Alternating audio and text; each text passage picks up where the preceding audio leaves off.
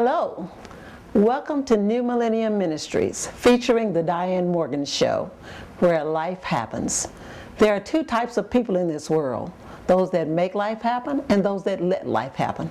This show is all about people who make life happen. Today's show is about a topic that many of us are perplexed about because not enough is known about it. We hear it all the time. We see it in movies. We may even read about it in books. There's been a lot of research around this particular subject we're talking about today. And if you listen to the radio or television commercials, you know that it seems that this disorder is on the rise. Today's subject is about autism. I want to welcome my very special guest, Mrs. Lynette Lewis. Thank you for having me. Hi, how are you? I'm good. Thank you so much for coming on today. And I know that you're a brave lady because you have a child that has autism. I do. So many people have heard about the subject of autism, and just like I was telling you, as much as I've heard about it, I'm still dumbfounded as to what autism is. So could you please start off by telling our audience, to the very best of your knowledge, what autism is? Sure. Autism is a neurological disorder that affects children. Typically, it's diagnosed when they're about 2 or 3 years old, and it affects their communication, their behavior, as well as their social skills. A lot of times you'll hear talk about an autism spectrum, which means that you have some children that are lower functioning and others that are higher functioning. Sometimes those children are referred to as savants, or that they have Asperger's syndrome. And then others are low functioning where they might not even be verbal ever.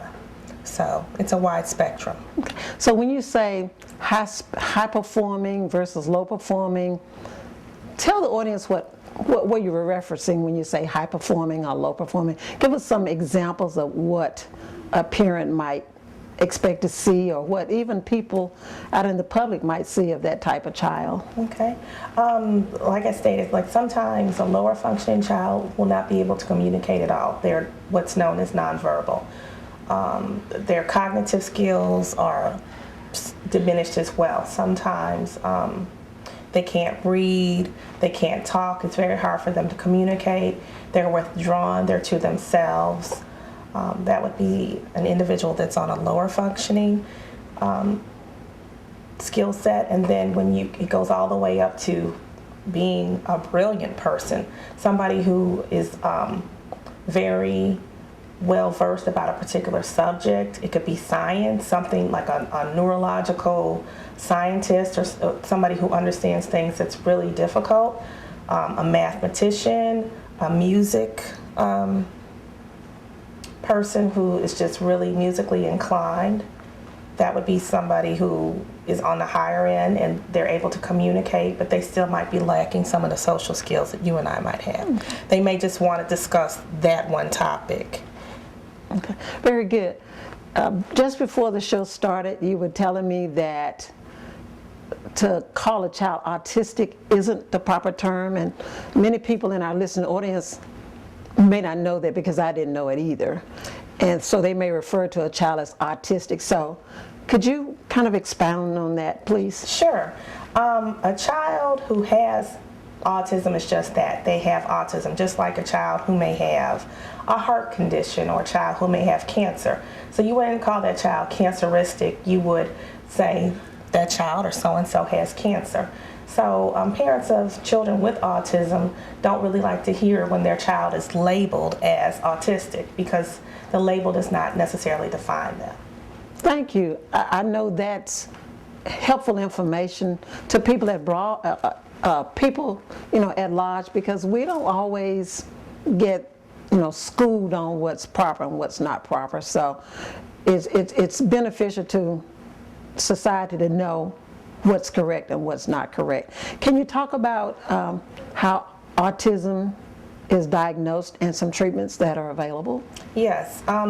Typically parents, especially parents of newborns, they need to be watchful for their children as they approach age 1 to see if they're babbling, pointing out things, What's symbolic of a child trying to point something out is they're trying to communicate to you and let you know, hey, that's a bird, or they see something, or they want something. That's the lowest form of communication that a toddler would have. So you want to be watchful to make sure that your child is exhibiting those type of characteristics. As they get to be 2 years old, you want to make sure they're at least uttering one or two, stringing two words together, want juice or want cookie. You also want to be watchful for that they're making eye contact, that they're playing with others, that they're not withdrawn, that they are listening when their name is called, or responding, I guess would be a better term. So if you notice that if you're calling your child's name over and over and over again and they never have any response, that may be something that you might want to get looked at. You can go to your pediatrician and share your concerns with the pediatrician, and he or she will probably refer you out for testing. The way that autism is typically diagnosed is the parents are interviewed to pretty much ask them, what have you seen? Has the child reached this milestone or that milestone? I guess another characteristic that I failed to mention is children with autism also, when they're much younger, tend to line things up. It could be cars, which you would say, okay, cars, it's okay to line cars up, but if you see them lining up pencils or objects that you would not necessarily think that a child would line up, if they are lining up all the chairs in the home or rollers or just something that's bizarre, that is a symptom or a signal that they may have autism. So you need to get that checked. And once you meet with your pediatrician and he or she refers you out for that survey or questionnaire with the specialist, then you can start seeking treatment for your child, which will consist of probably speech therapy if they're not speaking. Sometimes they need occupational therapy. Sometimes they need behavior therapy, because one thing also that's important to know about children with autism, you cannot pick them out in a crowd. They look like you and I. They don't have distinguishing features. Like some children with disabilities, you might know, you see the face and you might know, oh, that something is going on there. A child with autism typically looks typical, and when people see that child acting out, they sometimes think, oh, he or she is being bad, or they're not being disciplined by their parents. And it's just important to know that if a child does have autism, to be understanding. Very good. Thank you for that information. Now, I asked you to be on this show today because you and your husband are parents of a child with autism.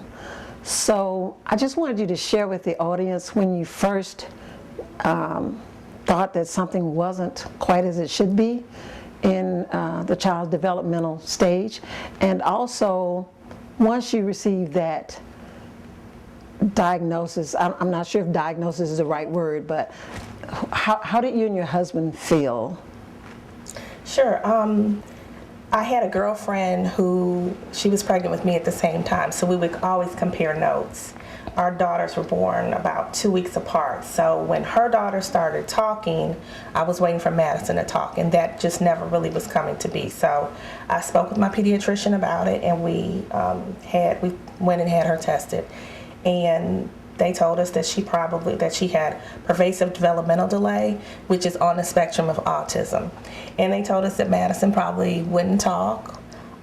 They told us just to really watch her, because they said some children regress terribly in that she's able to walk, but she may one day lose her ability to walk. So I cried in the doctor's office, and then once that was over, I just got on the computer, I started reading books, and I just started gaining information about it. And I just wanted to see how she could be delivered from it. And in addition to a lot of prayer as well. And I feel that she is being delivered from it every day. As far as how it affects our family, when we told our family members, some of our family members were in denial. It took them a long time to realize that she had it. I think sometimes because she does look like everybody else, you tend to make excuses or just don't want to accept it. But I believe that it's okay you can accept the diagnosis, but you don't have to accept the prognosis. Very good. So That's good to hear. that was how we approached it.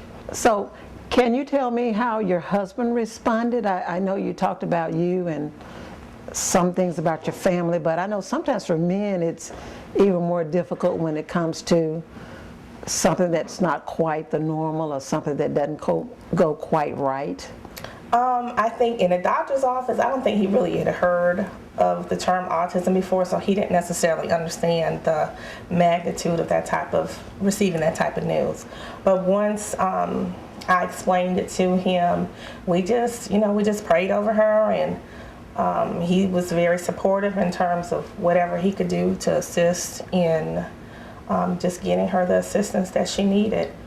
I know he's very protective of her to this day even. So. Right. So what type, you said getting her the assistance, what type of assistance are you speaking of? I think the biggest key is early intervention. So the earlier, if you think that your child may have it, the best thing is just to go on and get him or her tested so you can know. In Tennessee, there are a lot of services that children can receive who have autism, but the services stop at age 3. So it's very important to go on and get that diagnosis and start getting those services.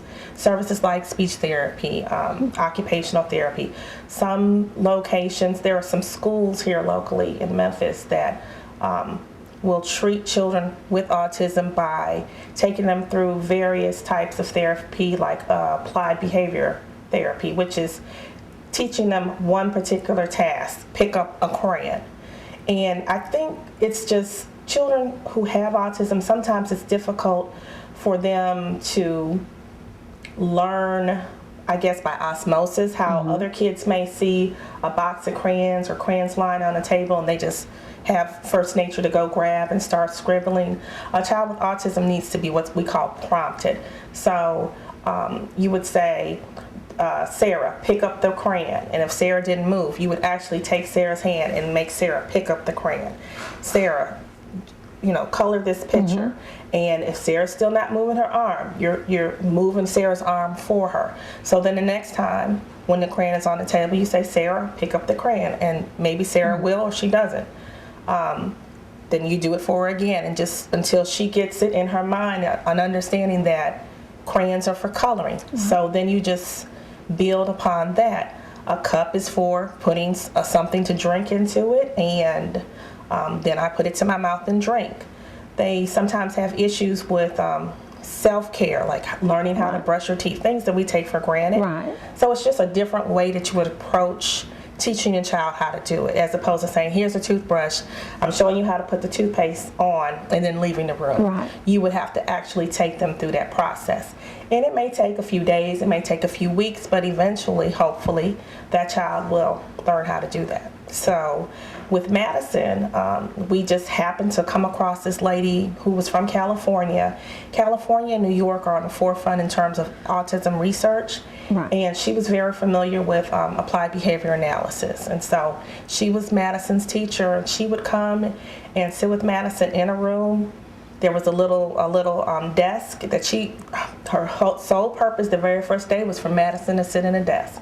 Because she said one day Madison will be going to school, and Madison needed to learn how to sit in a desk with her feet on the floor and to sit quietly. And so they struggled, and they worked on that for weeks and weeks, until when that lady would arrive at our home, Madison would already know, I need to go upstairs and sit in this desk and be waiting for her to start my lesson. So it was just a lot of just building and little things to where she's getting proper behavior. And so now I'm pleased to report that Madison is in middle school. Very She's good. in 6th grade, and from 1st grade through 5th grade, she had what is called a shadow, who is an individual who assists the child through school. This year, she's without a shadow. She maneuvers through middle school by herself. She changes classes by herself. She tried out for the cheerleading squad. She made the cheerleading squad. She's made some friends. Awesome. And she's, I always tell her she's beautiful, and I said, but you are smart. And she knows that that's what I'm asking her. I'd say, Madison, you're beautiful, but she always tells me, and I'm smart.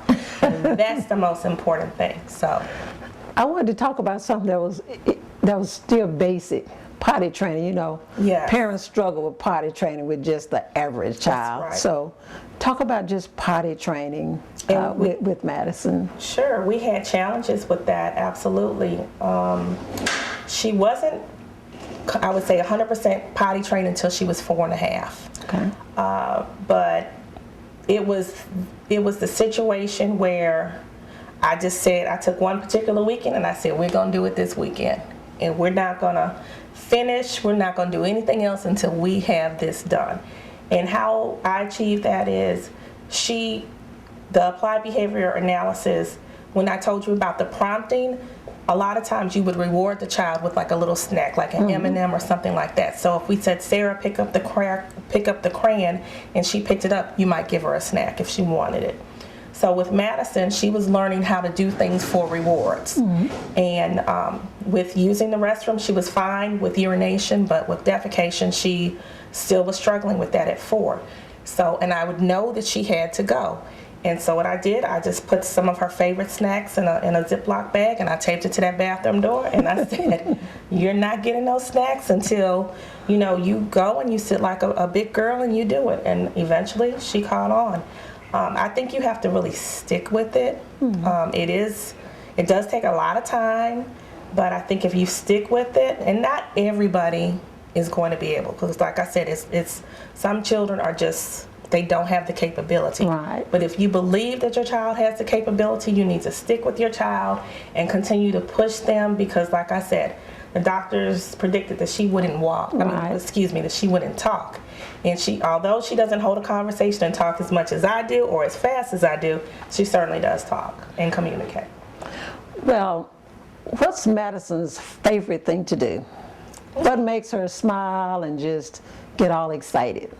What does she really like to do? Well, Madison is very well-rounded, so she has a lot of things that she likes to do. She likes to twirl the baton. She loves to dance. She loves to cheer. She loves playing on her Wii. She loves to travel, and she loves to go out to eat. Madison sounds like just a normal child to me. And I happen to know Madison likes music, that Madison loves music. Now, I wanted you to share a bit about some experiences maybe you've had which may not have been as comfortable in public or in public situations in dealing with a child who has autism. Yes. When she was much younger, she would throw tantrums sometimes, and once I learned what motivated Madison likes, like we just discussed, going places. It could be just going shopping to Walmart. She likes to get out of the house. So what I would do is, if she had a tantrum, I'd let her have the tantrum. When we came home, I'd say, okay, now Madison, you won't be able to go to Walmart again because of your behavior. And then the next time I went, I said, remember, no, you had that tantrum last time, so you have to stay at home. And just one time of me doing that, she would say, oh no, I'm gonna be a big girl, I can do it. So to this day, and she's gonna be 13 in about 2 months, I still motivate her by challenging her to have good behavior and just reminding her, you have some things on the calendar that are coming up. She loves to come to church. Right. She loves to go to the movies, and it could be something small. I'll tell her, if you keep acting up, you will not get an opportunity to go to the park. It doesn't have to be something big, but whatever motivates your child to have good behavior, I kind of dangle that in front of her like a carrot, so I can get the behavior that I'm looking for. So in other words, you're just doing what any good parent should do. Behavior modification, not just accepting it, not saying, you have autism, so we're gonna just let you get away with it. It's, no, you're a child. And children have to have their place. That's right. They have to have, restraint put on them because they are children. So that's good to know that you understand I'm still parenting. Yes. This child of mine. And sometimes my husband has to remind me. He says sometimes that I babyfy Madison, and so that's where he comes in. He's the true disciplinarian. But I find that my method works in terms of just keeping her behavior in check. I'll put little things on her calendar, like Disney World. We knew we were going there for spring break. I put it on a countdown, 60 days, 50, 10, etc. And if I even just reached for the phone like I was going to erase it, she would just snap back in place. And so that's why I know that if you know that your child can be motivated or incentivized by taking something away Right. or giving something to them, then you need to use those tools to modify their behavior to get them in check. And then it will be kind of second nature. When we first came to Memphis, we chose Rising Sun Church because the church was very friendly to us, and they didn't look at Madison. I think she was probably 4 or 5 when we got there. And she would come and she would be disruptive, but the pastor just accepted us, and now she actually works in children's church, and she helps in the nursery.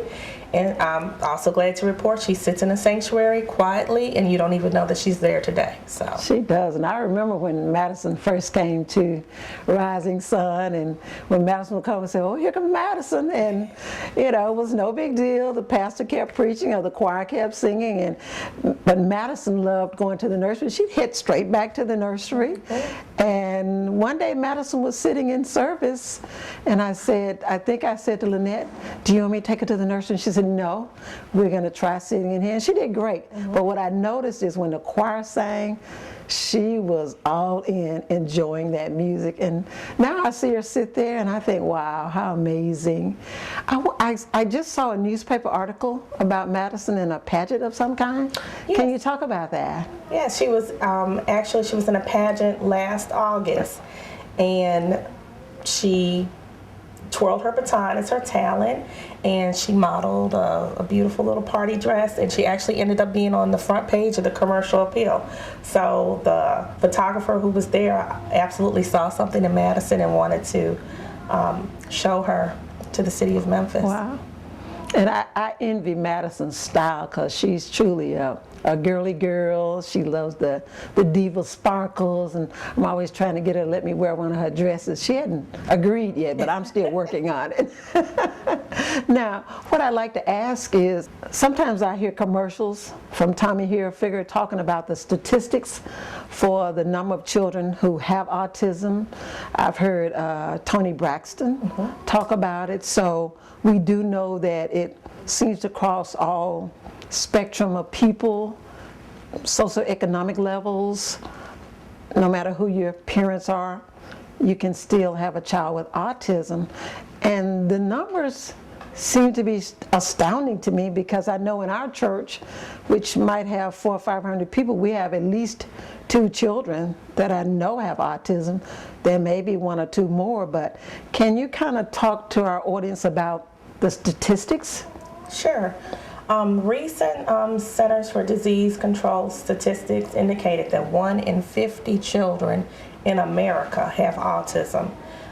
Boys are 5 times more likely to have it than girls. And yes, you're correct. There is no economic or ethnic group that autism is more prevalent in. It strikes all races, and it affects, like I said, more boys than girls. Okay. Are there any medications that they give children who have autism? Yes, there are. I'm not aware. Madison's not on any type of medication. very good. However, like we stated at the beginning, since autism ranges from just profound to where the child can pretty much function and take care of themselves, the children who are lower functioning or just have really behavioral issues have to take medications to help keep that under control. Okay. Well, it's good to know that you and your husband are great parents, that you seem to have a family support system too that's helped you through that. And that's always important. And you have a strong spiritual belief. Yes. That to me, in today's society, is just the best ever, that you have a strong connection to a higher power, be that God, your spiritual connection, and that you are connected to a faith-based organization that's accepting of you, your family, and your child, and that you have a large body of support out there. So thank you so much for coming today. And in closing, can you just talk to the audience about just what they should do, either if they encounter people with autism or if they currently have a child who has autism, just some kind of takeaway, some kind of hope, some type of positive message regarding what's going on with autism today? Well, if you suspect that your child has autism, there's websites that you can go to, like Autism Speaks or the Memphis Autism Society, or just Google autism. If you don't have access to a computer, you can go to your local library and ask for books or literature about autism. And that will give you some information in terms of what the symptoms are, what you should be on the lookout for. And if once you've reviewed that information, you believe that your child does have it, take your child to the doctor and get that information confirmed, or just, they may say we need to watch it. You never know.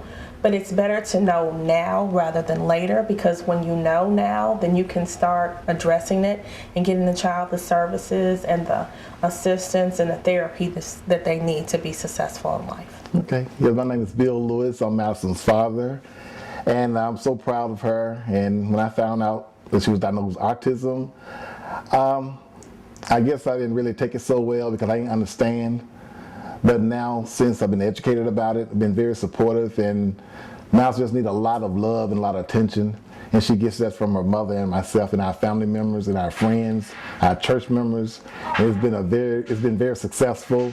We just want to say we thank everyone, and most definitely the prayers that we have prayed for her. We pray for her every day that she continues to get better. And we're just so proud. It's an everyday task to try, to make sure she's better and better each and every day. But we work with it, and we sacrifice our style to take care of Madison, but it's worth it. Well, that's all the time we have for today. I just want to mention a few very special birthdays that will be celebrated in the month of May. My oldest son, Marvin White Jr., my nephew, Alfred Washington III, fondly known as Little Boo, a good friend of mine, Tevin Johnson, my father-in-law, Miller Morgan Sr., and a good friend, Cheryl Rogers. Also want to point out a book that I'm thumbing through. It's called The Louvre Masterpieces. I picked this up in Paris at the Louvre when my mother-in-law and my husband and I went to Paris last year. Thank you so much for tuning in. Also, I want to be sure to call out my husband, our videographer, producer, and director. So, tune into our broadcast again.